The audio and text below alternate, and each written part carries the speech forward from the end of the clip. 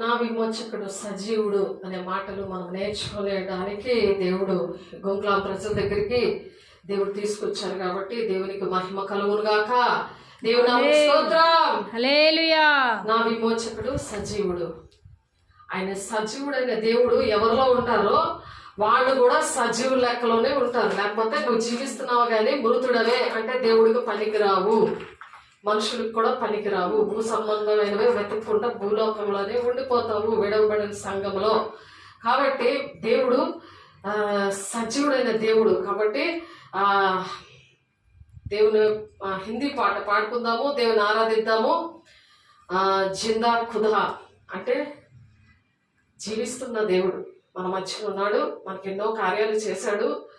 మరి కృతజ్ఞత కలిగి మనము విశ్రాంతి దినాన పరిశుద్ధంగా ఆచరించాలి. ఆయన చనిపోయి తిరిగి లేచాడు. అలాగే మన పాపం నుండి శాపంలోనూ మనం చనిపోయి మనకు నూతనమైన జన్మ, నూతనమైన ఆత్మ, నూతనమైన మహిమతో నింపి దేవుడు మనల్ని ఆశీర్వదించడానికి మన మధ్యలో ఉన్నారు. కాబట్టి మనం ఆత్మతోనూ సత్యముతోనూ ఆరాధిద్దాము, దేవుని మహింపరచుకుందాము.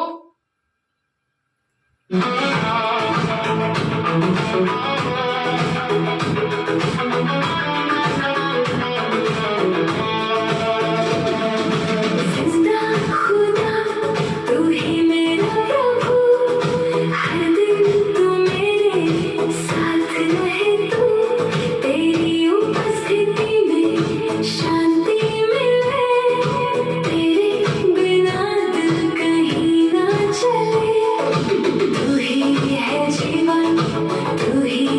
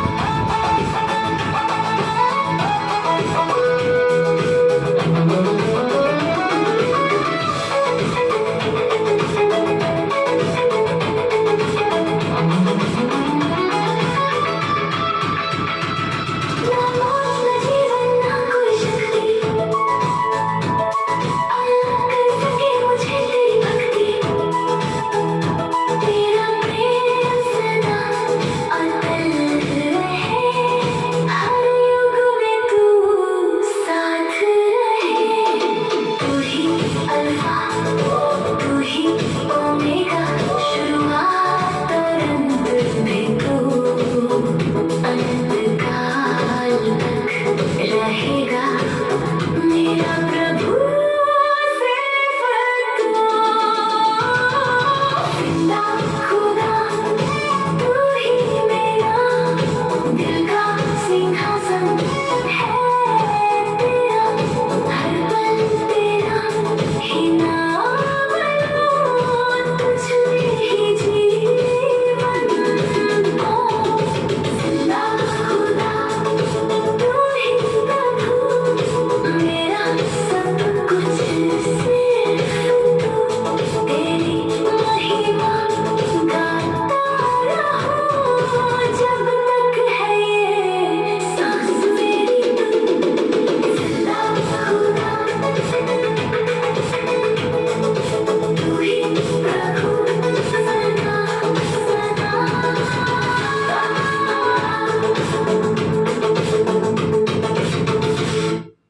దేవునికి మహిమ కలుగును గాక. ఆమేన్. సజీవుడైన దేవుడు మన మధ్య ఉన్నాడు. మనము మరి తేరి ఉపస్థితి మే శాంతి మిలే. దేవుని యొక్క అటువంటి మన జీవితాలు ఏంటంటే సజీవులుగా మనం అంటే మన జీవితాల్లో శాంతి వస్తుంది. కాబట్టి దేవుని తేరే బినా దిల్ కహేనా చలే. దేవుడు లేకుండా నీ హృదయము ఎక్కడికి కూడా వెళ్ళకూడదు.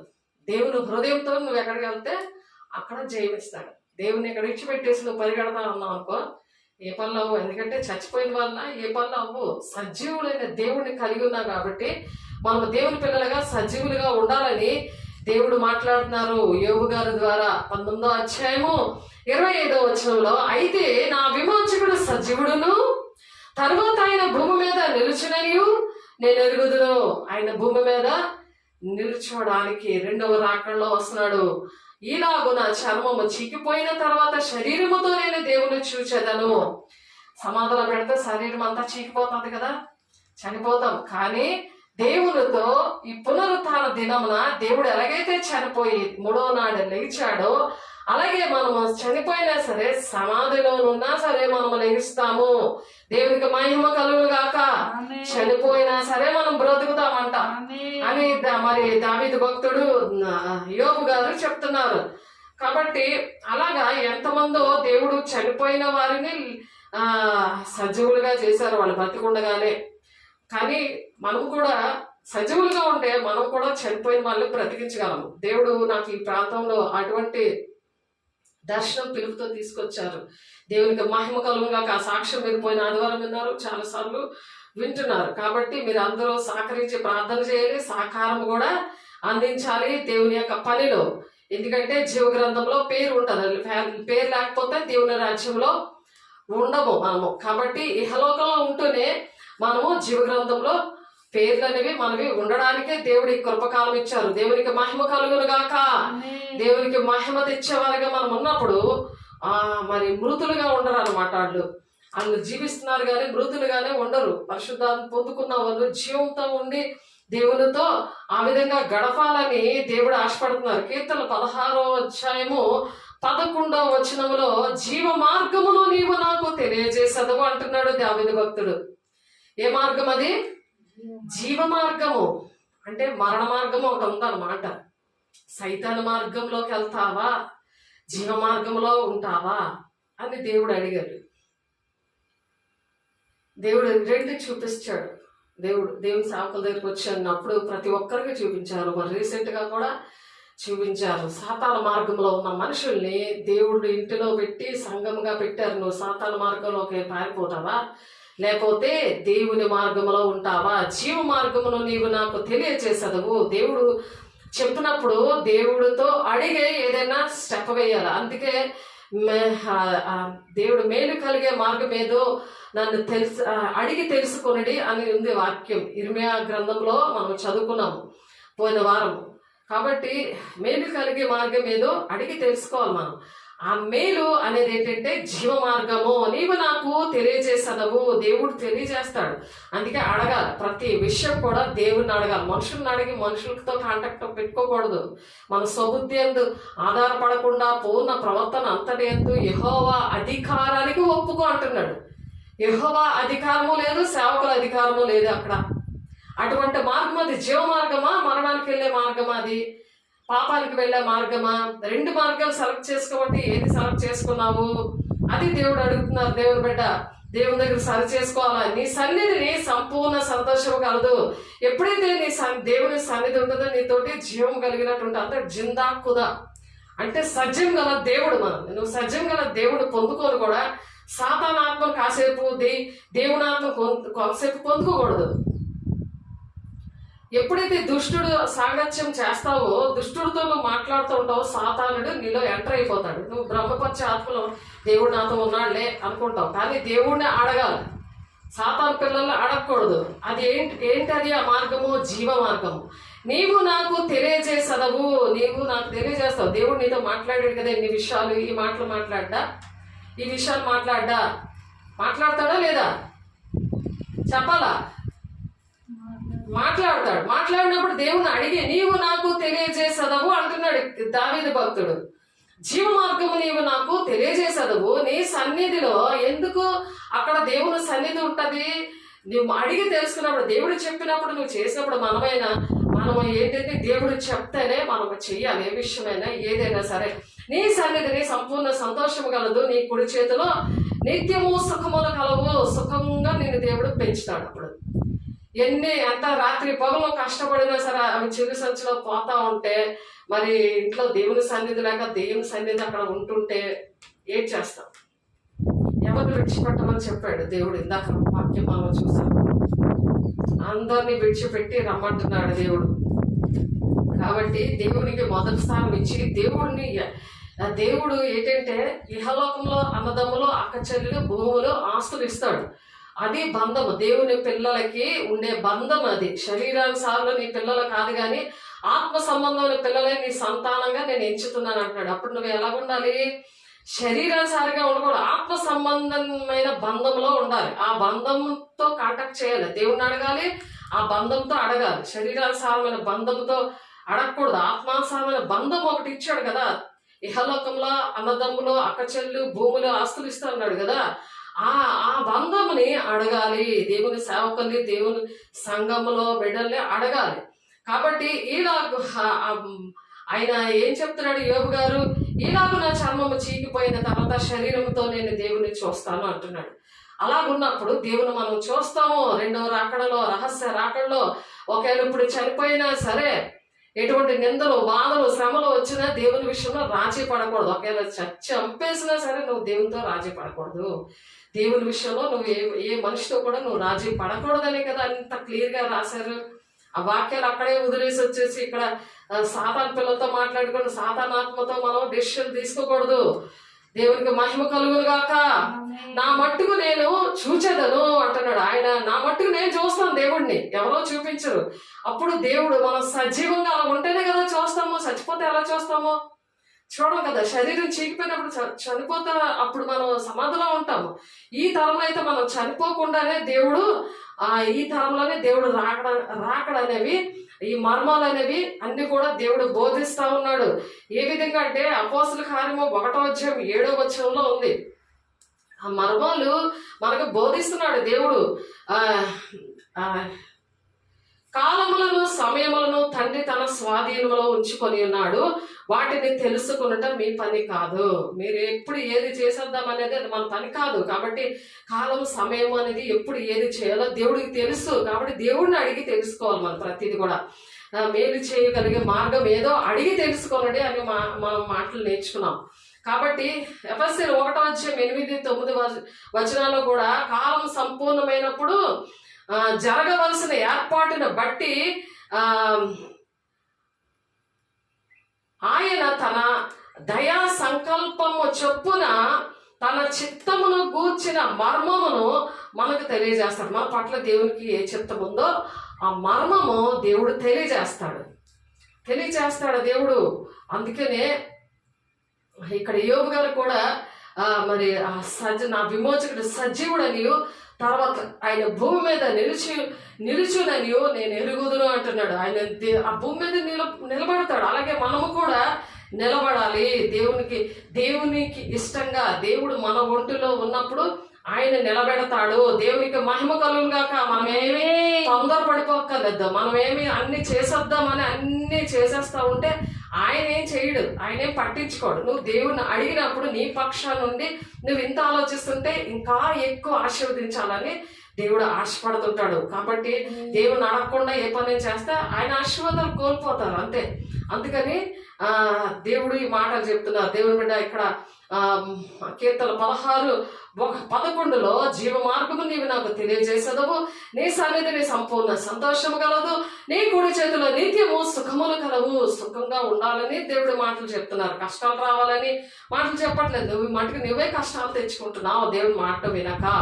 కాబట్టి 1 Corinthians 15:53 కూడా క్షయమైన ఈ శరీరము అక్షతను ధరించుకొని కొనవలసి ఉన్నది, మత్స్యమైన ఈ శరీరము అమర్చతను ధరించుకోవలసి ఉన్నది. మత్స్యతను ధరించుకోవాల్సింది. కాబట్టి ఈ శరీరము మట్టి అయిపోతుంది. కాబట్టి క్షయమైన ఈ శరీరము అక్షతను ధరించుకుంటది. కాబట్టి మత్స్యమైన ఈ శరీరము అమర్చతను ధరించుకుంటది. కాబట్టి మట్టి అయిపోయిన ఈ శరీరము దేవుని మహిమతో, ఇప్పుడు దేవుని మహిమతో నింపబడితే అది అనుక్షణము చెక్ చేసుకుంటా ఉండాలి. అలాగ దేవుణ్ణి అడిగితే ప్రతిది కూడా దేవుణ్ణి అడిగి మనము చెయ్యాలి. తండ్రి చిత్తం ఆ విధంగా నెరవేర్చబడుతుంది అని చెప్తున్నారు. కాబట్టి సమస్తమును తనకు లోబర్చుకొనజాలని శక్తిని బట్టి ఆయన తన దీన శరీరము తన మహిమ గల శరీరమునకు సమరూపము గలదానిగా మారుస్తాడంట. ఎప్పుడైతే అలాగే దేవుణ్ణి అడిగి చేస్తూ ఉంటామో దేవుని యొక్క మహిమ శరీరంగా మనల్ని మారుస్తాడు. ప్రతిది కూడా మహిమ కార్యాలే చేస్తాడు. నేను ఊహించలేను అటువంటి అద్భుత కార్యాలు మన జీవితాల్లో ఎన్నో చేశాడు. దేవునికి మహిమ కలుగును గాక. అందుకే ఆ ప్రాక్టికల్ గా దేవుడు, అందుకే మనకు అర్హత లేకపోయినా సరే అనేకమైన అద్భుత కార్యాలు మన జీవితాలు ఈ క్షణం కూడా చేస్తున్నాడు అని అంటే ఆ మహిమ కార్యాలు చూసిన వాళ్ళు దేవునికి దగ్గర అవుతారనమాట. దేవుడి మీద విశ్వాసం చూపిస్తారు. మనుషుల మీద ఆధారపడరు, దేవుడి మీద ఆధారపడతారు. ప్రతిదీ కూడా దేవుడికి సేవకులకి చెప్పి చేస్తారు. అలా చెప్పి చేయక చాలా మంది కుటుంబాలు పాడైపోయాయి. ఆ కుటుంబాలు కళ్ళారా చూసి కూడా ఇంకా దేవుడిని అడగకుండా సేవకుల్ని అడగకుండా అలాంటి డెసిషన్లు అలాంటి మార్గంలో నడవకూడదు. దేవునికి మహిమ కలుగునుగాక. కాబట్టి ఇక్కడ ఫిలిప్పీలు 3:21 సమస్తము తనకు లోబర్చుకున్న జాలని శక్తిని బట్టి ఆయన తన దీన శరీరము తన మహిమ గల శరీరమునకు సమరూపము గలదానిగా మారుస్తున్నాడు అనమాట. అలాగా మార్చాలని దేవుడు ఆశపడుతున్నాడు మనల్ని. కాబట్టి ఎందుకు మారుస్తున్నాడంటే మరి ఎత్తబడే సంఘంలో మనం ఉండాలని. అలా ఉండకుండా విడవబడే వారు, అలాగ విడవబడిన వారు ఇంకా కూడా అలాగే మరి దేవుని మీద ఆధారపడకుండా వాళ్ళ సొంత ఆలోచనలతో ఉండి తమ మార్గమును సరళంగా చేసుకోలేరు. సామెతలు 3:5-6-7 ఉంటుంది కదా. మరి శరీరానుసారమైన మనస్సు అలాగా నడిపిస్తుంటది స్వబుద్ధి మీద. రోమ 8:5-6 కూడా అది మరణానికి దారితీస్తుంది. కానీ చనిపోయినా సరే దేవుడు బ్రతికించే గొప్ప దేవుడు, శక్తిమంతుడు. ఆ విడవబడిన వారి కోసము పెరుగుమంత సంఘముతో వస్తాడు. 7 ఏళ్ళ శ్రమదినాలు పోయిన తర్వాత, ఆ 7 ఏళ్ళ శ్రమదినాలు అయిపోయిన తర్వాత ఇదిగో ఆయన మేఘారుడే వచ్చుచున్నాడు. ప్రతి నేత్రం ఆయన చూచును. అందరూ కూడా చూస్తారు. అందరికీ ధవసమాసం దగ్గర తీర్పు ఉంటుంది. సముద్రంలో ఉన్న వాళ్ళకి, మరి సమాధానంలో ఉన్న వాళ్ళకి అందరూ కూడా లేపడతారు. అందరికీ కూడా ఆ శరీరం వస్తుంది. ఆ తీర్పు దినాన్ని అందరూ కూడా నిలబడతారు. కాబట్టి అందరికి తెలియదు. కాబట్టి అదేంటంటే తెలియదు, ఎవరికి తెలియదు. ఈ విషయాలు నువ్వు చెబుతావని నువ్వు సరిగ్గా వినాలి. దేవుడు నీకు నేర్పిస్తుంటే నువ్వు సరిగ్గా విని నీ ఇంట్లో వాళ్ళని ప్రేమిస్తున్నా, నీ గ్రామంలో ఉన్న వాళ్ళు ప్రేమిస్తున్నా, నీ ఉద్యోగంలో ఎవరైనా ప్రేమిస్తున్నా నువ్వు విని వాళ్ళని తీసుకురావాలి. వినకపోతే ఎలా తీరుస్తావు? వాళ్ళతో మాట్లాడుకొని కబుర్లు ఆడుకున్నట్టు పరిగెట్టకూడదు మనం. కాబట్టి ఇదిగో ఆయన మేఘారుడే వస్తున్నాడు. ప్రతి నేత్రం ఆయన చూస్తుందట. చూసి ఆయన పొడిచిన వారు కూడా చూస్తారు. భూజనులందరూ ఆయన చూచి రొమ్ము కొట్టుకుంటారు. ఎందుకు రొమ్ము కొట్టుకుంటారు? నీలాంటి మంచి అవకాశం, నీలో సజీవమైన సాక్ష్యం, నీలో సజీవంగా ఉన్న దేవుడు నీలో ఉండి ఎన్ని కార్యాలు దేవుడు చేశాడు, నీకు చేశాడు, నీ ద్వారా అనేక మందికి చేశాడు. ఆ విషయాలు మనకు తెలుసు కాబట్టి మనము రహస్య రాకడలో ఎత్తబడతాము. ఆ బహిరంగ రాకడలో విడవబడిన వారి కోసము దేవుడు మిగిలిన ప్రజలందరి కోసం వచ్చినప్పుడు వాళ్ళకి తెలియదు, ఇంకా కూడా ఈ విషయాలు తెలియదు. ఎందుకంటే వాక్యం కరువైపోతుందని ఆమోస్ పత్రిక 8వ అధ్యాయం 11, 12 వచనాల్లో ఉంది కదా, ఎక్కడ తిరిగినా నీకు వాక్యం దొరకదు. కాబట్టి ఇప్పుడే నీ ఒళ్ళంతా నింపుకోవాలి వాక్యంతో, అప్పుడే నీ మహిమతో నింపబడతావు. ఆ మహిమ గల దేవుడు నిన్ను నడిపిస్తాడు, అనుక్షణము నడిపిస్తాడు. మనుషుల మీద ఆధారపడవు. అందుకే మనుషుల నమ్మడి కంటే, రాజుల నమ్మడి కంటే యెహోవాను ఆశ్రయించడం మేలు, వారికి ఏ మేలు కూడా కొదువే ఉండదు అంటున్నాడు ఆయన. చూసారా, ఏ మేలు కూడా కొదువు ఉండదు, నీకు మేలు చేస్తాడు. దాన్ని విశ్వాసం అంటాడు. దాని మీద నమ్మకం, నిరీక్షణ పెట్టుకున్నప్పుడు దేవుడు అలా చేస్తారు. లేకపోతే విడబడిన సంఘం నుండి రొమ్ము కొట్టుకుంటాం అనమాట, రొమ్ము కొట్టుకుంటారు. అమ్మో దేవుడు వచ్చేసాడు. 2వ రాకడలో కూడా దేవుడు వచ్చేసారు. అసలు రాకడ విషయాలు ఆయన విషయాలే తెలియవు. ఆయన ఎరుగుటే నిత్య జీవం అని మనం నేర్చుకున్నాం. ఆయన విషయంలో నువ్వు తెలుసుకొని కూడా ఉండిపోయే పరిస్థితులు ఉంటాయి. దేవుని బిడ్డ ప్రతి క్షణం కూడా దేవుని చిత్తానుసారమైన ఆలోచనలు వస్తున్నాయా? నా ఇష్టం వచ్చిన నా స్వబుద్ధి మీద నేను ఆధారపడితే ఆ మార్గాలు ఎప్పటికీ సరళం కావు అని ఉంది అదే సామెతలు 3వ అధ్యాయంలో 5, 6, 7 వచనాలు. స్వబుద్ధి అనేది ఆధారపడకుండా పూర్ణ ప్రవర్తన అంతటి అది యెహోవా అధికారానికి ఒప్పుకో అంటున్నాడు. ఆయన అధికారానికి, ఆయన చెప్తే చేయడం లేకపోతే లేదు.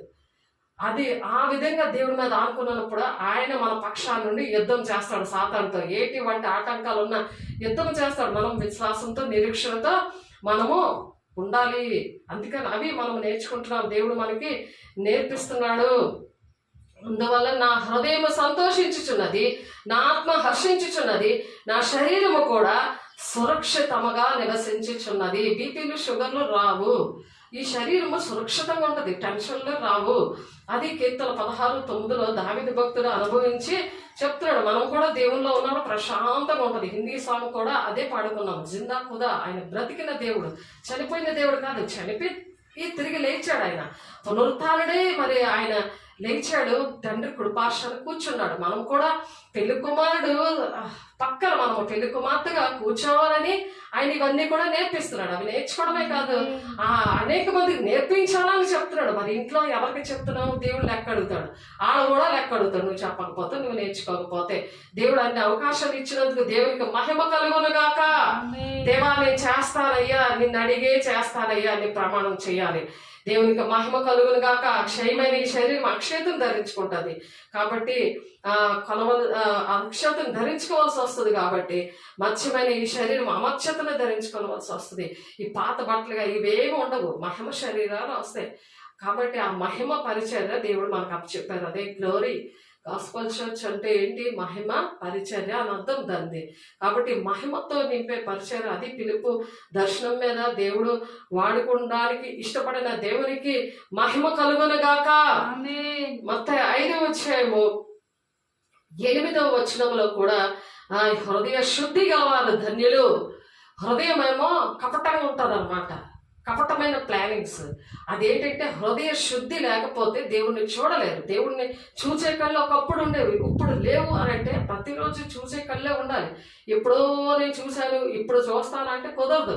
ప్రతిరోజు అంతవరకు కూడా దేవుని రాజ్యానికి వెళ్ళే వరకు కూడా ఈ మర్మాలు దేవుడు బయలుపరుస్తాడని ఇప్పుడు ఎఫ్ఎస్సీ రాసిన పత్రికలో మనము ఇప్పుడు చదివాము. మరొకసారి చదువుతున్నాను చూడండి, మరొకసారి చదువుతున్నాను మీకోసం. ఎఫ్ఎస్సీ రాసిన పత్రిక 1వ అధ్యాయము మరి 8, 9 వచనాలు చూస్తే, కాలము సంపూర్ణమైనప్పుడు జరగవలసిన ఏర్పాటును బట్టి ఆయన తన దయా సంకల్పము చొప్పున తన చిత్తమును గూర్చిన మర్మమును మనకు తెలియజేసి మనకు సంపూర్ణమైన జ్ఞానం వివేచనము కలుగుటకు ఆ కృపను మన ఎడల విస్తరింపజేయును. కృప విస్తరిస్తూ ఉంటుంది. అంటే అర్హత లేకపోయినా నువ్వు మంచి ప్లేస్లో ఉంటావు, మంచి ఆహారం తింటావు, మంచిగా నువ్వు మహిమతో పిల్లలతో నువ్వు చక్కగా అందరూ కూడా దేవుని శక్తితో నింపబడి దేవుని తండ్రి చిత్తాన్ని నెరవేర్చేవారిగా ఉంటారు. దేవునికి మహిమ కలుగుగాక. ఆమేన్. అటువంటి కృప దేవుడు మనందరికీ అనుగ్రహించును గాక. ఆమేన్. కాబట్టి ఆ మర్మాలు అలాగా దేవుడు నేర్పిస్తాడంట. ఆ కృప మన ఎడల విస్తరింప చేస్తాడంట. సంపూర్ణమైన జ్ఞానము వివేచన ఇస్తాడు. ఆ జ్ఞానవంతులలో అప్పుడు తన ఇంటిని చక్కబెట్టుకుంటది అనమాట. లేకపోతే ఆ డబ్బులు ఎంత శ్రమ పడినా రాత్రి పగులు అవి ఏంటంటే అవి చల్లేసినట్టు అయిపోతాయి. దానికి ఏమి విలువ ఉండదు. సాతానుడు వాడుకుంటాడు, హాయ్ బాయ్ అని చెప్తాడు. నేను నీకు విలువ ఇవ్వడం, నీ సేవకులకి కూడా విలువ ఇవ్వడం. అందుకనే ఆ దేవునికి విలువిచ్చే వారిగా మరి ఉండాలని దేవుడు ఆశపడుతున్నారు. ఈ మేలు చేయకుండుటకు మేలు కలుగకుండుటకు మీ పాపములే కారణం. మీరు ఒప్పుకోకపోతే ఆ పాపాలు అలా నిలబడిపోతాయి. చేతులెత్తి ప్రమాణం చేసి ఒప్పుకోవాలి. ఏంటంటే ఇక్కడ ఇర్మియా గ్రంథంలో ఉంది చూడండి. ఇర్మియా గ్రంథంలోని 5వ అధ్యాయం 25వ వచనంలో మేలు కలుగకుండుటకు మీ పాపములే కారణము అంటున్నాడు. మేలు జరగట్లేదు అని అంటే సేవకుల మీద పడి ఏడుస్తారు, మాకు జరగలేదు అని. మీ పాపాలే కారణం. మీరు ఆజ్ఞలు పాటించరు, చేతులెత్తి ప్రమాణం చేయరు, ఒప్పుకోరు, దేవుని మీద ఆధారపడ్డు, ఆయన యెహోవా మీద ఆధారపడమని చెప్తున్నారు కదా. అవి ఏమి చేయకుండా నాకు జరగలేదని దేవుని మీద చదువుకుంటారు, సేవకుల మీద కూడా చదువుకుంటారు. కాబట్టి ఇప్పుడు అద్దంలో సూచనగా చూచుచున్నాము, అప్పుడు ముఖాముఖిగా చూద్దాము. ఇప్పుడు కొంత మట్టికి ఎరిగినాము, అప్పుడు నేను పూర్తిగా ఎరగబడిన ప్రకారము పూర్తిగా ఎరుగుదును. దేవుని ముఖాముఖిగా చూసే రోజులలో దగ్గరలో ఉన్న దేవుని ముఖాముఖిగా చూసే పరిస్థితులు మనకి దేవుడు ఇచ్చాడు. దేవుడు అటువంటి అంచె దినాల్లో మనం ఎత్తబడే సంఘంలో ఉండడానికి సిద్ధపడుతున్నాము. కాబట్టి మనం చాలా జాగ్రత్తగా వివేచనతో జ్ఞానముతో ఉండమని మరి ఎఫెసీయులు 1వ అధ్యాయం 8-9 వచనాల్లో దేవుడు తండ్రి చిత్తము మనకి తెలియపరుస్తాడట. అటువంటి జ్ఞానము వివేచనము మనందరికీ కూడా దయచేయుగాక. ఇక్కడ 2వ రాజుల గ్రంథంలో 13, 20, 21 వచనాల్లో ఇశ్రాయేలు అటువంటి జ్ఞానం ఉన్న ఎలీషా విషయంలో చెప్తున్నాడు. ఇశ్రాయేల్ ఈ యొక్క యూదుడు చనిపోతే మరి మోయాబీలు ఏంటంటే తరంకుంటూ వస్తున్నారా, ఆ బాడీ తీసుకొస్తుంటుంటే అక్కడ ఎలీషా సమాధి ఉంటుంది. 1 సంవత్సరం అయిందా అది చనిపోయి, ఆ ఎలీషా చనిపోయి సమాధిలో పెట్టి 1 సంవత్సరం అవుతుంది.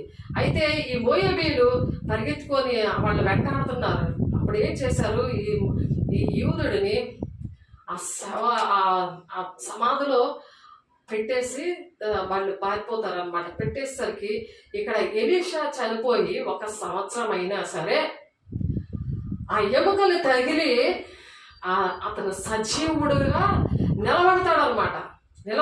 కాళ్ళ మీద నిలబడతాడు. సజీవంగా ఆ శవము నిలబడుతుంది అనమాట. ఎముకలు తగిలి చూసారా, ఆ సజీవుడైన దేవుడిని వెంబడించిన ఎలీషా ఏ విధంగా తన చనిపోయి 1 సంవత్సరం అయినా సరే ఆ సమాధిలో వాళ్ళు పడేసి వెళ్ళిపోయినా సరే ఆ ఎముకల్లో జీవం ఎలా ఉంది, అలాగా మనకి అటువంటి మహిమ మనకి దేవుడు ఇచ్చాడు. మనం కాపాడుకోవాలి. అటువంటి మహిమ దేవుడు మనకి ఇచ్చింది, మనం కాపాడుకోవాలి. దేవునికి మహిమ కలుగును గాక.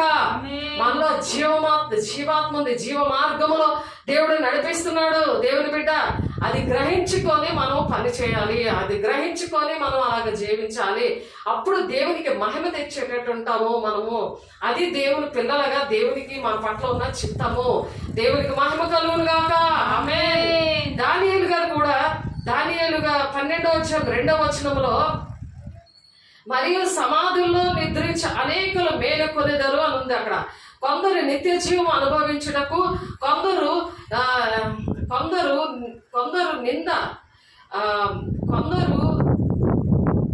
నిత్య జీవము అనుభవించటకు, కొందరు నిందపాలవుటకు ఉన్నారు. అక్కడ కొందరు ఏంటంటే నిందపాలవుతారు. ఎందుకంటే జీవ మార్గంలో నడవకపోతే వాళ్ళకి ఏంటొస్తాయి, నిందపాలైపోతారు. ఎంత నువ్వు డబ్బులు ఖర్చు పెట్టినా సరే నీకు నిందలు, దేవుని పరిస్థితి, దేవుని దగ్గర నుండి మనుషుల దగ్గర నిందపాలైపోతారు అని ఉంది ఇక్కడ వాక్యం. చూడండి, దానియేలు 12వ అధ్యాయం 2వ వచనం, మరియు సమాధుల్లో నిద్రించి అనేకులు మేల్కొంటున్నారు. ఎందుకు మేల్కొన్నారు? దేవుడు వచ్చినప్పుడు, రహస్య రాకడలో వచ్చినప్పుడు, బహిరంగ రాకడలో వచ్చినప్పుడు, యేసయ్య చనిపోయినప్పుడు కూడా సమాధుల్లో ఉన్న వాళ్ళు లేచారు. సమాధులు ఉన్నప్పుడు ఆయన నా ఆత్మ దేవునికి అప్పచెప్తున్నాను అని తండ్రి చిత్తం నెరవేర్చాక ఆయన ఎలాగైతే ఆత్మను అప్పచెప్పారో అలాగే మనము కూడా అప్పచెప్తే మనము లెగిస్తాం అనమాట. ఇక్కడ దానియేలు గారి ప్రవచనం అది. దానియేలు 12వ అధ్యాయం 2వ వచనంలో, మరియు సమాధుల్లో నిద్రించి అనేకులు మేలుకొనెదరు. కానీ ఎవరైతే జీవ మార్గములో ఎంచుకోకుండా జీవ మార్గంలో దేవుడు నడిపిస్తుంటే నువ్వు మరణ మార్గం ఎదుక్కుంటూ ఆ మరణానికి సంబంధించిన మనుషులతో నువ్వు ప్లాన్స్ గీసుకుంటా ఉంటే ఏం జరుగుతుంది? ఆ ప్లానింగ్ వాళ్ళు నింద పాలవుతారట. వాళ్ళు సజీవంగా ఉండరు, నిత్య జీవం అనుభవించడకు కొందరు ఏం చేస్తారు? నింద పాలవుతారట. కాబట్టి ప్రధాన దూత మిఖాయేలు అపవాదితో వాదించు మోషే యొక్క శరీరాన్ని కూర్చి కూడా ప్రభు దినాన్న ప్రభు నేను గద్దించుగాక అన్నాడు. ఎందుకంటే మోషే ఏం చేశాడంటే, మూడవదిగా మోషే ఏం చేశాడు? ఆ దేవుని మాట వెళ్ళదు. ఏ విషయంలో అంటే ఆ బండను కొట్టు అని అన్నాడు ఆయన. కానీ ఆ బండని ఏం చేశాడు? ఆయన బండతో మాట్లాడంటే ఆయన రెండవసారి కొట్టాడు. దాన్ని కొట్టిన అంటే దాంతో మాట్లాడు నీళ్ళ విషయంలో అంటే మాట్లాడకుండా బండను కొట్టినందుకు సాతానికి అధికారం వచ్చింది. ఎందుకంటే సాతానికి ఎప్పుడు అధికారం వస్తుందో తెలుసా? దేవుని ఆజ్ఞలు పాటించకపోతే సాతానికి వారి మీద అధికారం వస్తుంది. అందుకే సమస్యలు, శోధనలు, ఇబ్బందులు అవన్నీ కూడా దేవుడు పెట్టారేమోనని దేవుడి మీద సనుక్కుంటా ఉంటారు, దేవుణ్ణి అడుగుతూ ఉంటారు. ప్రార్థనలకు జవాబులు అందుకే రావు. కాబట్టి దేవుడి మాటలు వినకపోతే, దేవుడిని అడిగి చేయకపోతే సజీవం గల దేవుడు అని నువ్వు ఆయన్ని ఒప్పుకోలేనట్ట. ఆయన నీకులాగే మృతుడుగా ఉన్నాడు అని అనుకుంటావు. ఆయన చనిపోయిలే, ఆయన సజీవుడిగా లేడు, నాతో లేడు, నాలో లేడు అని అనుకుంటావు. ఒక్కొక్కసారి అలాంటి వాళ్ళతో కలిసినప్పుడు, దేవుని మన సేవకులతో ఉన్నప్పుడు నువ్వు సజీవుడిగా ఉంటావు, వాళ్ళతో ఉన్నప్పుడు చాలా ఉజ్జీవంగా ఉంటావు. కానీ ఎప్పుడైతే వాళ్ళతో మాట్లాడతావు వెంటనే ఆ జీవం ఎగిరిపోయి ఆ మరణం అనేది, ఆ మరణ మార్గం అనేది అందులో ప్రవేశిస్తూ ఉంటారు. కాబట్టి దేవుడు మరి ఇక్కడ ఏం చెప్తున్నారంటే, నిద్రించే వారు అనేకులు మేలు కొందరు అంటున్నారు. అంటే ఇప్పుడు చనిపోయారు అనుకోండి, దేవుని రాకడానికి ముందే కొంతమంది చనిపోయారు అనుకోండి, వాళ్ళు మరలా లేస్తారు అని ప్రవచనం చెప్తున్నారు దానియేలు 12:2. మరి అది నెరవేర్పు ఏంటంటే, నెరవేర్పు అనేది కూడా ప్రకటన 20:13 నుంచి 15 వచనాల్లో చూస్తే అక్కడ చూడండి ఒకసారి. ప్రకటన గ్రంథము 20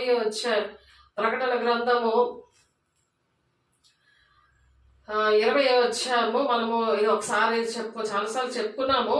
కానీ ఇప్పుడు టాపిక్ వచ్చింది కాబట్టి జీవము విషయంలో ఒకసారి చూడండి. ప్రకటన గ్రంథము 20 అధ్యాయము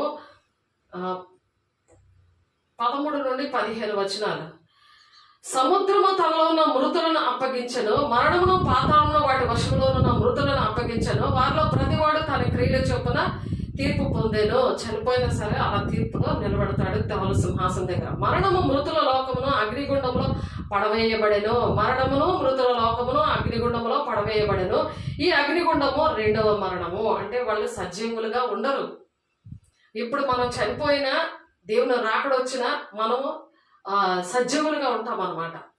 కాబట్టి ఇక్కడ అదే చెప్తున్నారు దానియేలు 12:2. ఈ ప్రవచనము ఇక్కడ ధవళ సింహాసనం దగ్గర నెరవేర్పు అనేది జరుగుతుంది. కాబట్టి మరణము మృతుల లోకములో అగ్నిగుండములో పడవేయబడును. ఈ అగ్నిగుండము రెండవ మరణము. ఆ రెండవ మరణం ఏంటంటే నరకము. డైరెక్ట్ గా నరకం అంటే సముద్రంలో ఉన్న వాళ్ళందరినీ తీస్తాడు. ఆ ఎముకల్లో ఉండి అక్కడ చనిపోయిన వారందరూ ఎముకలు అవన్నీ ఉంటాయి కదా, అవన్నీ తీసుకొచ్చి ఆ పాతాళంలో సముద్రము తనలో ఉన్న మృతులను అప్పగించను, మరణమును పాతాళలోకమును వారి వశమునున్న మృతులను అప్పగించను, వారిలో ప్రతివాడు తన క్రియల చొప్పున తీర్పు పొందెను. అక్షయతను ధరించుకుంటుందని చెప్పారు కదా, క్షయం అనేది అక్షయతను ధరించుకుంటుందని ఇందాక వాక్యం చూసాం కదా. అలాగా దేవుడు బ్రతికిస్తాడు.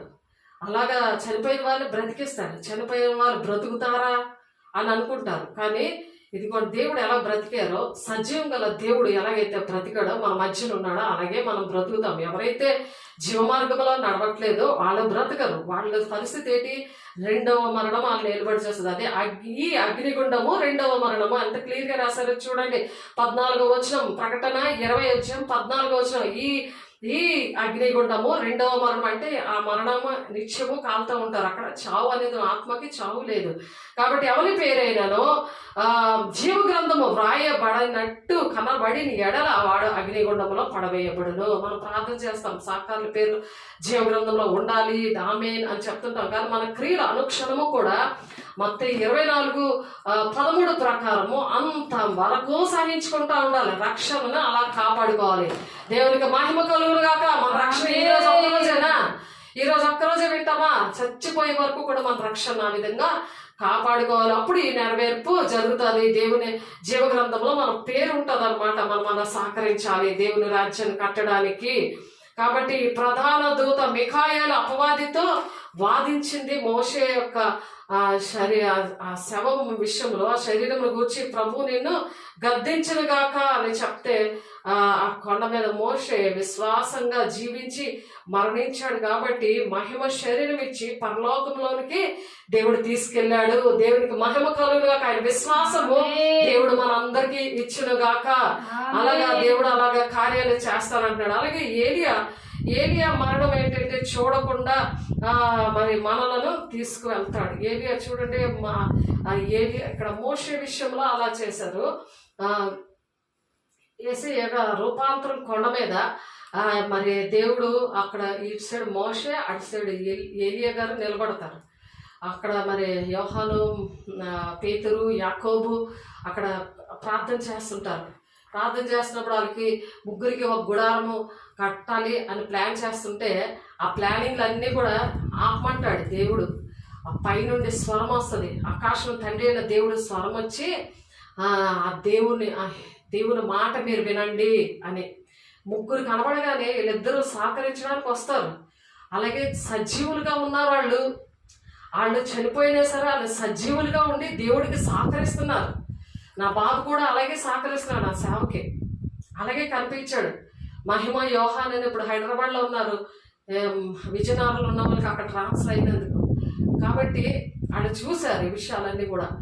వాళ్ళు చెప్పిన విషయాలు ఆ దేవదూతలాగా మహిమతో వచ్చాడు. అలాగా వాళ్ళిద్దరు ఎలాగైతే వచ్చారో అలాగే వచ్చారు. ఇప్పుడు మోషే ఎలాగ పరలోకం రాజ్యం వెళ్ళాడు చనిపోయి, అలాగా ఒకవేళ ముందు చనిపోతే అలాగ వెళ్తారు. లేకపోతే ఏలియా ఎలాగైతే ఆయన మరణం చూడకుండానే ఎలా తీసుకెళ్ళబడ్డాడో అలాగే ఈ తరంలో ఎత్తబడే గుంపులో ఉంటారు. దేవునికి మహిమ కలుగును గాక. అలా సజీవులుగా ఉండాలి. దేవునితో మనము సజీవులుగా ఉండి, సజీవులుగా ఉన్నప్పుడు దేవుడు సజీవుడు కదా, దేవుడితో మాట్లాడతారు కదా. మృతులైతే దేవుడితో మాట్లాడతారు. చచ్చిపోయిన వాళ్ళు మాట్లాడతారా? బ్రతుకున్న వాళ్ళు మాట్లాడతారా? దేవుడితో మీరు మాట్లాడతారా? ప్రతిదీ విషయం కూడా ఏది చేయాలన్నా సరే దేవునితో మాట్లాడి దేవుడిని అడిగి తెలుసుకొని అప్పుడు మనం ఏదైనా మనం కార్యం అనేది స్టార్ట్ చేసుకోవాలి. దేవుడు చెప్తేనే మనం చెయ్యాలి. కాబట్టి అక్కడ లూకాసు 8వ అధ్యాయము కూడా యాయీరు కుమార్తె చనిపోతే మరి యవనస్తుడు ఒక్కగానొక్క కుమారుడు చనిపోతే అక్కడ దేవుడు బ్రతికించాడు. అక్కడ ఆ విధంగానే ఇహలోకంలో ఉన్నప్పుడు బ్రతికించాడు. ఆయన చనిపోయినా సరే మన మధ్యన ఉంటూ మనలో బ్రతికిస్తున్నాడు. దేవునికి మహిమ కలుగును గాక. అలాగే లూకాసు 7వ అధ్యాయం 11 నుండి మీరు 17 వచనాల్లో చూస్తే అటువంటి విషయాలే ఉన్నాయి. కాబట్టి యోహాను సువార్త 11వ అధ్యాయం 4వ వచనంలో కూడా అనారోగ్యంతో బాగుపడతాడు అని చెప్పి లాజరు విషయంలో మరి ఎప్పుడు వచ్చాడు? అనారోగ్యంతో ఉన్న లాజర్ని చూడడానికి దేవుడు పరిచర్యలో ఉండి యేసయ్య ఆయన చనిపోయి 4 రోజులు అయ్యాక వస్తారు. కానీ అందరూ ఏమనుకుంటారు, ఈయన ప్రతిరోజు వచ్చేవాడు, ఒక ఫ్రెండ్లీగా వచ్చి భోంచేసేవాడు, చక్కగా ఇంట్లో పడుకునేవాడు. కానీ ఇతనికి రోగంగా ఉన్నా సరే, ఇతను చనిపోయినా సరే రాలేదు అని అంటారు. మృతుల్లో ఉన్నవాడు, మృతులు అయిన వారు సజీవంగా ఉన్న మార్తా మరియా ఏంటంటే వాళ్ళు యేసయ్య రాగానే చాలా చక్కగా ఎదురయ్యి మాట్లాడి మరి దేవుడు మాటలు విని చనిపోయిన లాజర్ని మరి ఆ కుళ్ళిపోయిన సమాధిని ఆ సమాధిలో ఉన్న మనిషిని బ్రతికించడానికి దేవుడు సహాయం చేశాడు. ఎప్పుడైతే మనం సజీవంగా ఉంటామో మన పట్ల అటువంటి అద్భుత కార్యాలు చేస్తాడు. దేవునికి మహిమ కలుగును గాక. దేవునికి మహిమ కలుగును గాక. కాబట్టి దేవుడు ప్రతి ఒక్కరు కూడా అలాగా కార్యాలు చూసారా? ఎవరైనా 4 రోజులు సమాధిలో ఉన్న మనిషిని ఎవరైనా బ్రతికిస్తారా? ఆ రోజు లేడు ఆయన. అనారోగ్యంతో ఉన్న మనిషి ఉంటే ఆ రోజు ఆయన లేడు, అనారోగ్యంతో ఉన్నాడు, అలా చనిపోయాడు. కానీ ఎలా బ్రతికించాడు ఆయన, ఎలాంటి అద్భుత కార్యము, అది ఎలాంటి కార్యం ఆలోచించండి. కానీ సాతానుడు అనేకమైన చిచ్చులు పెట్టాడు. అలాగా శరీరానుసారులతో ఉంటే అటువంటి పరిస్థితులు వచ్చినా సరే దేవుడు మరి ఎవరైతే సజీవంగా ఉండి దేవుని పిల్లలుగా ఉండి ఆ జీవ మార్గంలో నడుస్తూ ఉంటారో అటువంటి వారికి దేవుడు అట్టి కృపను, అద్భుత కార్యాలు, మహత్ కార్యాలు చేయడానికి దేవుడు ఇష్టపడుతున్నాడు. దేవుని బిడ్డ, దేవుడు మహిమ కలుగును గాక, దేవుడికి మహిమ కలుగును గాక. దేవుడు ఆ విధంగా చేస్తున్నాడు అన్నమాట. అనేక అద్భుత కార్యాలు జరగకుండా సాతానుడు ఆ విధంగా ఆటంకపరుస్తూ ఉంటాడు. కాబట్టి యోహాను 12:10 యేసుక్రీస్తును లాజరును మరి చనిపోయినప్పుడు అక్కడ కృతజ్ఞతాస్తుతులు చెల్లించలేదు, కక్షతో నింపబడి ఉన్నారంట. ఎందుకంటే యేసయ్య ఇలాంటి వాళ్ళు వచ్చి లేపేశాడు. లేపినందుకు అక్కడ సజీవులకైతే సంతోషం ఉంటుంది. అక్కడ మృతులుగా ఉన్నారు కాబట్టి మీరు యోహాను 12:10 చూద్దాం ఒకసారి. వాళ్ళు ఎలాగా మృతులుగా ఉన్న వాళ్ళకి చాలా దేవుడి కార్యాలంటే వాళ్ళకి చాలా పగగా ఉంటుంది, వాళ్ళకి ఇష్టం ఉండదు. కృతజ్ఞతాస్తుతులు చెల్లించడం, ఎన్నో కార్యాలు చేశారు చాలా మంది జీవితాల్లో. వాళ్ళు దేవుణ్ణి ఎరగకుండా, దేవుని కృతజ్ఞతాస్తుతులు చెల్లించకుండా, సేవకులతో ఉండకుండా ఒక పగ మీద ఉంటారనమాట, కపట సహోదరులాగా.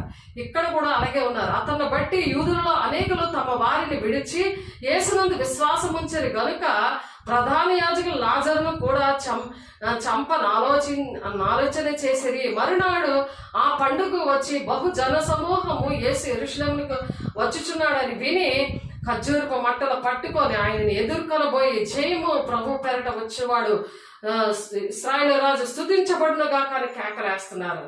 కాబట్టి సియోను కుమారి భయపడకము, ఇదిగో నీ రాజు గాడిద పిల్ల మీద ఆశ్రయుడే వస్తున్నాడు అని చెప్తున్నారు. అందుకనే కాబట్టి భయము అనేది పుట్టిస్తాడు. ఈ సజీవులుగా లేని వాళ్ళు మరి ఆ దేవుడు చేసిన కార్యాలు వారికి అర్థం కాదు.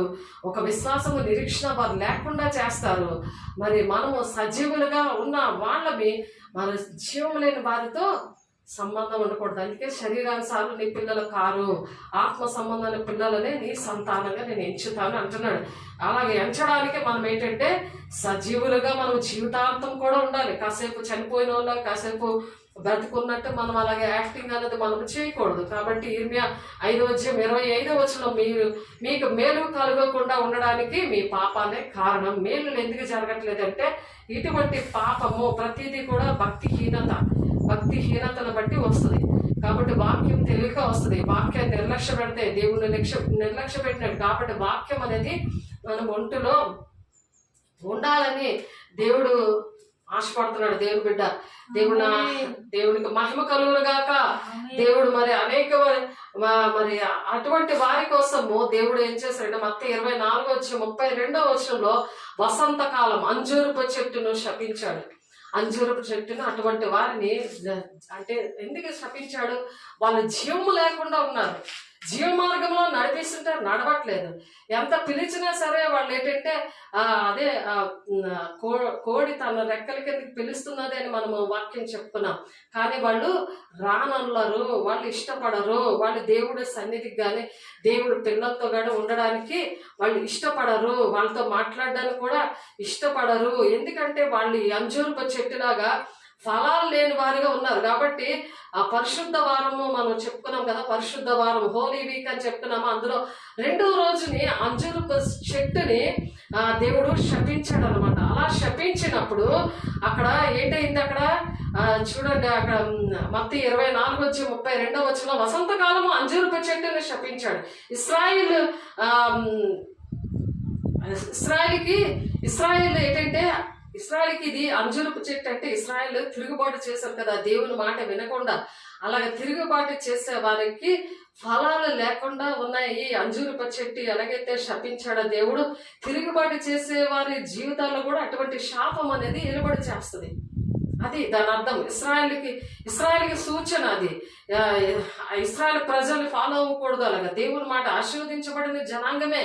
కానీ వాళ్ళు ఎత్తబడే సంఘంలో ఉండరు, ఎత్తబడే గుంపులో ఉండరు. వాళ్ళు విడవబడిన గుంపులోని ఆఖరి 3.5 సంవత్సరాలు కూడా అన్ని కూడా అంత్యక్రీస్తు ఇచ్చి 3.5 సంవత్సరాలు అయిపోయిన తర్వాత ఆలయంలోనే కూర్చుంటాడు. నేనే దేవుడిని అని అంటాడు. అప్పుడు వాళ్ళకి అర్థమవుద్ది వీడు నిజమైన క్రీస్తు కాదు, సాతానుడు అని చెప్పి వీడు అంత్యక్రీస్తు, వీడు మెస్సయ్య కాదు, యేసయ్య కాదు అనేసి కొండల్లో అంటే అన్నిట్లో అంటే పారిపోతారని 24వ అధ్యాయంలో ఉంది. అవన్నీ మనం చదివాం. కాబట్టి బండ సందుల్లోకి పారిపోతూ ఉంటారు. కాబట్టి 1949లో ఇస్రాయెల్ని 2 భాగాలుగా విడిపోతారు. క్రీస్తు శకం 70 సంవత్సరం తర్వాత పరిశుద్ధ వారము మరి రెండవ రోజు ఈ అంజూరపు చెట్టుని శపించినప్పుడు మరి అక్కడ వాళ్ళ పరిస్థితి ఏంటంటే, ఇక్కడ యెరూషలేంలోని క్రైస్తవులు యూదులు ఇంకా ముస్లిమ్స్ ఉన్న పరిశుద్ధ పట్టణము విషయంలో మరి ఆ జెరూషలేంకి రాజధానిగా ఉండలేని పరిస్థితి ఉంది. కానీ అక్కడ మరి ఆ గుంపులో 4 దిశలకు కూడా ఇశ్రాయేలు ప్రజలు వీళ్ళందరూ కూడా రాజధానిగా లేనందుకు చెదిరిపోయారు. 4 దిక్కులకు కూడా ఇశ్రాయేలు ప్రజలు చెదిరిపోయారు. 1948లో మరి మళ్ళా తిరిగి వచ్చారండి. ఆ చెదిరిపోయిన వాళ్ళందరూ కూడా తిరిగి వచ్చారు. ఏంటంటే జీవము లేక వాళ్ళలో దేవుణ్ణి నమ్మక ఆ అంజూరపు చెట్టు ఫలించలేనట్టు ఉన్నప్పుడు, దేవుని శాపం వాళ్ళ మీద ఏలుబడి చేసినప్పుడు, ఆ జీవ మార్గంలో నడవలేనప్పుడు ఇప్పుడు ప్రజల్లో కూడా అటువంటి పరిస్థితులు మరి అది సాదృశ్యంగా ఆ ఓల్డ్ టెస్టిమెంట్లో జరిగింది. మరి న్యూ టెస్టిమెంట్లో దేవుడు వచ్చి అలా చేశారు. ఇప్పుడు ఈ తరంలో కూడా అటువంటి పరిస్థితులు ఉన్నాయి. కాబట్టి దేవుని బిడ్డలతో సరి చేసుకోవడానికి దేవుడు ఈ మాటలు చెప్తున్నారు. అన్ని బైబిల్లో ఎందుకు రాస్తారంటే అవి సరి చేసుకోవడానికి, ఈ మర్మాలు మనకి తండ్రి చిత్తం ఏంటో మన పట్ల నెరవేర్చబడడానికి ఎఫెసీయులు రాసిన పత్రికలోనే 1:8-9 వచనాల్లో దేవుడు ఈ మాటలు చెప్తున్నారు. తన చిత్తమును గూర్చిన మర్మమును మనకు తెలియజేసి మనకు సంపూర్ణమైన జ్ఞానము వివేచన కలుగుటకు ఆ కృప వల్ల ఆ కృపను మన ఎడల విస్తరింపజేసను. ఎవరి ఎడల? మన ఎడల విస్తరింపజేశాడు కదా. మరి మన మాట వినాలా? జీవ మార్గంలో నడవాలా వద్దా? వాళ్ళు నడిచినట్టు, ఇశ్రాయేలు ప్రజలు నడిస్తే మరి ఆ అంజూరపు చెట్టుని శపించినట్లు దేవుడు మనల్ని శపించకుండా ఉండాలంటే మనం కూడా అలాగా మాట వినకుండా ఉండకూడదు కదా. దేవుని అడిగి మనం జీవ మార్గంలో మనకి ఏ విషయాలు ఉన్నా సరే ఆయన్ని అడిగి తెలుసుకోవాలి, సేవకులను అడిగి తెలుసుకోవాలి చేతకాలైనప్పుడు. లేకపోతే దేవుడితో మాట్లాడి అనుకున్నప్పుడు దేవునితోటే అడిగి మనం తెలుసుకోవాలి. కాబట్టి ఇక్కడ ఇర్మియా 25:11లో ఏం చెప్తున్నారు? ఈ దేశం అంతయు పాడుగును, నిర్జలముగా ఉండును. ఈ జనులు 70 సంవత్సరములు బబులోను రాజునకు దాసులుగా ఉందురు. అలాగే 70 సంవత్సరాలు మరి దాసులుగా ఉన్నారు. ఎప్పుడైతే ఆ తిరుగుబాటు జరిగిందో ఈ జనులు 70 సంవత్సరములు దాసులుగా ఉందరు అని. మరి ఇంకొక ఆ దాసులుగా ఉందరు అని అంటే ఏంటి? 2018లోని మే 14 నుంచి మరి 1948 వరకు కూడా, ఎందుకంటే 2018లో మరి యెరూషలేం రాజధానిగా దేవుడు సహాయం చేశాడు. ఆ విషయం ఎక్కడ ఉందంటే ఇర్మియా 29:10లో ఉంది ఆ మాట. యెహోవా ఈ ఆజ్ఞ ఇచ్చుచున్నాడు, బబులోను రాజ్యమునకు 70 సంవత్సరంలో గడిచిన తరువాతనే మిమ్మును గూర్చి నేను పలికిన శుభవార్త నెరవేరుస్తాను అంటున్నాడు. అక్కడ ఆ నెరవేర్పు ఎప్పుడు జరిగింది? 2018లో జరిగింది. కాబట్టి 2048లో వాళ్ళు అయిపోయి మళ్ళా తిరిగి వచ్చారు. కానీ అనేకమైన యుద్ధాలు స్టార్ట్ అయ్యాయి. వాళ్ళ పరిస్థితి ఏంటంటే కన్నీటి చరిత్రలాగా అయిపోయింది. అలాగా మన చరిత్రలు కూడా, మన జీవితాలు కూడా కన్నీటి చరిత్రగా అవ్వకుండా, శాపగ్రస్తులుగా అలా ఉండకుండా, మరి దేవుడు అంత ప్రేమించిన ఆశీర్వాదకరమైన మన పట్ల కూడా ఇశ్రాయేలు ఎలాగైతే ఆశీర్వాద దేశంగా ఆయన ఆశీర్వదించే వారిగా ఆయన ప్రేమించాడో మనల్ని కూడా అలాగే ప్రేమిస్తున్నాడు. కాబట్టి ఆయన మాట విందాం. దేవునికి మహిమ కలుగును గాక. కాబట్టి ఆ శుభవార్త ఏంటంటే మరి చూడండి, 2017లో 6న రొనాల్డ్ ట్రంప్ గారు వచ్చారు, అమెరికా అధ్యక్షుడు. మరి ఆయన ఏం చేశారు? ప్రజలను అందరినీ కూడా ఆ విధంగా 2018లో యెరూషలేం రాజధానిగా ప్రకటించాడు ఆయన. ఆ నెరవేర్పు ఎప్పుడు జరిగింది? ఇర్మియా 29:10లో ఉన్న వాక్యము 2018లో 2018లో యెరూషలేము రాజధానిగా ఉంది. 2017లో మరి డిసెంబర్ 6న డొనాల్డ్ ట్రంప్ గారు వచ్చి అమెరికా అధ్యక్షుడుగా చేయడానికి దేవుడు పంపించారు. కాబట్టి ప్రజలను విమోచించుటకు దేవుడిచ్చిన సంఖ్య ఏంటంటే మరి యుద్ధాల ద్వారా ఎంతో నష్టం జరిగింది. కాబట్టి మనుషుల ఆయుష్ ఎలాగుంటుందని కీర్తనాకారుడు రాస్తున్నాడు. ఏంటంటే కీర్తనలు 90:10 నరుని ఆయుష్ కాలం అంటే 70 సంవత్సరాలు, అధిక బలం ఉన్న ఏళ్ళ 80 సంవత్సరములు అని చెప్తున్నారు. కాబట్టి ఈ ప్రకటన 19 కూడా కొన్ని మాటలు ఉంటాయి. కాబట్టి 1941 సంవత్సరం 42వ సంవత్సరంలో కూడా మరి అప్పుడు బ్రతికున్న వాళ్ళు ఇప్పుడు కూడా కొంతమంది బ్రతికున్నారు. 80 సంవత్సరాలు వచ్చే వాళ్ళకి. మరి మోషే గారు ఫరో దగ్గరికి ఇశ్రాయేల్ ప్రజల విమోచన కోసం వెళ్తున్నప్పుడు కూడా మోషే గారికి కూడా 80 సంవత్సరాలు. కాబట్టి ఇక్కడ కీర్తనాకారుడు చెప్పిన మాట అలా నెరవేర్పులోకి వచ్చింది. కాబట్టి ప్రతి ప్రవచనాలు నెరవేర్పు జరగడాలు ఇవన్నీ కూడా దేవుని శక్తితో ఉండి దేవుని మార్గంలో జీవ మార్గంలో నడుస్తున్న వారికి అవి అర్థమయ్యేలాగా దేవుడు సహాయం చేస్తాడు. దేవునికి మహిమ కలుగును గాక. అలాగ అర్థమవుతేనే మనము జీవ మార్గంలో మనల్ని ఉన్న వారినే దేవుడు లేపుతాడు అనమాట. అప్పుడు మనం సజీవులుగా లేపబడతాము. లేకపోతే ఏలియాలాగా మనము మరణం లేకుండానే ఎత్తపడతాము. ర్యాప్చర్ అంటారు. అదే పెళ్లి కుమార్తె సంఘంగా సిద్ధపడదాం. దేవునికి మహిమ కలుగును గాక.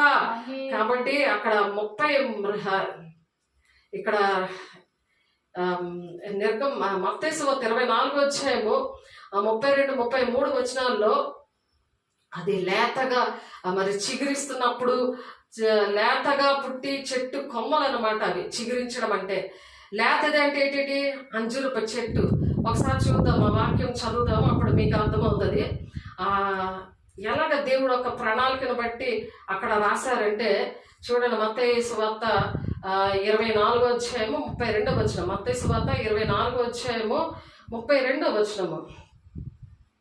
దేవుడు ఎంత దగ్గరగా ఉన్నాడో మనం ఎలా ఉండాలో అది ఇక్కడ మనం తెలుసుకోవాలి. దేవుడు ఎంత దగ్గరగా ఉన్నాడో, ద్వారం దగ్గరే ఉన్నాడు. కాబట్టి 32 అంజూరపు చెట్టును చూచి ఒక ఉపమానం నేర్చుకుని, అంజూరపు కొమ్మ లేతదే చిగురించినప్పుడు వసంతకాలము ఇక సమీపంగా ఉన్నదని మీకు తెలియను. ఆ ప్రకారమే మీరు ఈ సంగతులన్నీ జరుగుట చూచినప్పుడు ఆయన సమీపంగానే ద్వారం దగ్గరే ఉన్నాడని తెలుసుకొనడి. లేతది అంటే ఏంటి? అంజూరపు చెట్టు వృక్షంలో లేతగా ఉంది అని అంటే ఇశ్రాయేలు దేశం ఏర్పడుతుంది అని. అలాగే చిగురించడం అంటే ఏంటి? లేతగా పుట్టిన చెట్టు కొమ్మలు చిగురిస్తున్నాయి అని అర్థం అనమాట. కాబట్టి మత్తయి 24:33 ఆ ప్రకారమే మీరు ఈ సంగతులని జరుగుట చూచినప్పుడు ఆయన సమీపంగానే ద్వారం దగ్గరే ఉన్నాడని. ఈ విషయాలన్నీ జరుగుతున్నాయి కూడా. ఇప్పుడు ఈ విషయాలన్నీ జరుగుతున్నాయి కదా. అది మనం ఎప్పుడైతే ప్రవచనమో మన దగ్గర జరుగుతున్న విషయాలు మనం టాలీ చేసుకోవాలి. అలాంటి మర్మాలన్నీ దేవుడు మనకి తెలియజేస్తా అన్నాడు. కాబట్టి దేవునికి మహిమ కలుగును గాక. MSC 1వ అధ్యాయంలో మనం ఇప్పుడు చూసాం కదా, 8-9 వచనాల మర్మాలన్నీ మనకి తెలియజేస్తాడు. దేవుడిని అడగాలి, జీవ మార్గంలో నడవాలి. దేవునికి మహిమ కలుగును గాక. అంటే మనందరికీ దయచేయను గాక. మన బిడ్డలకి, మన గ్రామంలో, మన దేశంలో ప్రతి ఒక్కరికి కూడా దయచేయను గాక.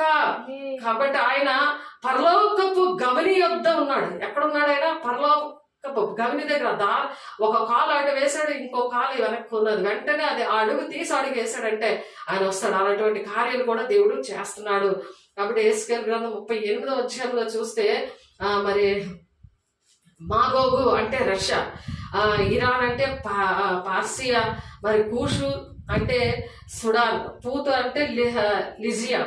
ఈ 5 దేశాల్లోని కూడా ఇవన్నీ కూడా మరి టర్కీ అంటే గొమరా, తొగర్మా, ఈ 5 దేశాలు కూడా ఇశ్రాయేల్ మీద యుద్ధాలు ప్రకటించినా సరే ఇవన్నీ కూడా జరిగే వరకు ఈ తరము గతింపదు అంటున్నాడు ఆయన. యుద్ధాలు, కరువులు వస్తాయని మనం వాక్యం చెప్పుకుంటున్నాం కదా.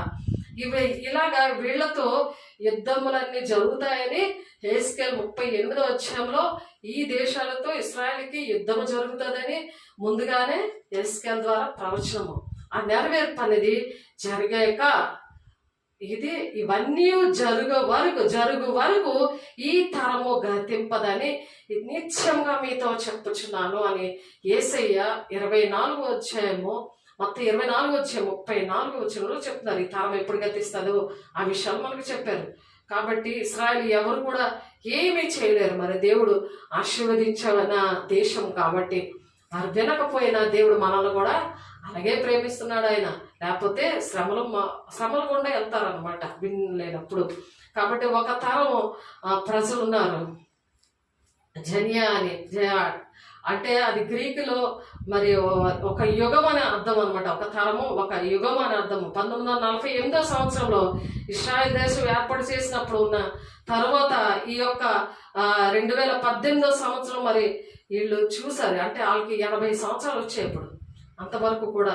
కాబట్టి ఇశ్రాయేల్ విమోచకుడు కొరకు మోషే ఫరో దగ్గర వెళ్ళినప్పుడు విమోచన కొరకు మోషే దగ్గరికి వెళ్ళినప్పుడు కూడా మోషేకి 80 సంవత్సరాలు. కాబట్టి కీర్తనాకారుడు ఆ విధంగా రాశాడు అనమాట. కాబట్టి మనకు అంచె దినముల్లో విషయాలను అందరికీ బయలుపరచడు, కానీ మనకు దేవుడు బయలుపరచడానికి దేవుడు మనుషుల సంగతులు మనుషులకే అర్థమవుతాయట. లోకానుసారమైన మనుషులకి లోకం విషయాలు అర్థమవుతాయట, దేవుని ఆత్మ విషయాలు దేవునికే అర్థమవుతాయి అని దేవుడు మరి పౌలు గారు చెప్తున్నారు. 1 కొరింథీ రాసిన పత్రికలో 9వ అధ్యాయంలో చెప్తున్నారు. కాబట్టి మనం ఏ ఆత్మను కలిగి ఉన్నామో అని పరీక్షించుకోండి అని దేవుడు మాట్లాడుతున్నారు యోహాను పత్రికలో 4:1.